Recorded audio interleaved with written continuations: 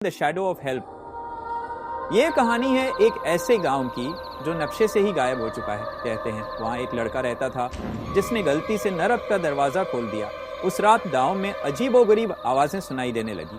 जमीन से काले धुएं के बादल उठने लगे और हवा में गंधक की बदबू फैल गई। लोग एक एक करके गायब होने लगे। कुछ लोगों ने कहा उन्हें लाल आंखों वाले जीव दिखाई दिए जो अंधेरे से निकलकर उन्हें अपने साथ खींच ले गए। गांव वालों ने उस लड़का को शाप दिया और वह लड़का भी अगली सुबह गायब हो गया।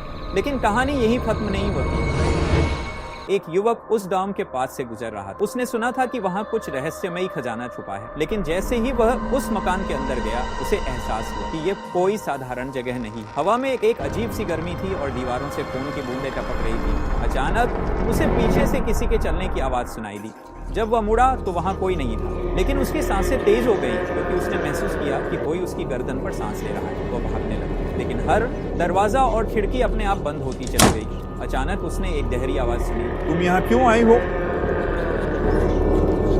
वह युवक कभी बाहर नहीं आया, लेकिन कहते हैं उस गुफा के अंदर एक दरवाजा है जो सीधे नरक में खुलता है। जो भी उस दरवाजे के पास जाता है वह कभी वापस नहीं आता। कभी कभी रात के समय उस गांव के खंडहरों से चीखों की आवाजें सुनाई देती हैं। लोग कहते हैं वह युवक अब भी वहां है, नरक के उन जीवों के साथ जो उसे हर रात उसकी गलती की याद दिलाते हैं। और अगर तुम कभी उस जगह के पास जाओ तो सावधान रहें, क्योंकि तुम्हें भी वह आवाज सुनाई दे सकती है। तुम यहाँ क्यों आई हो?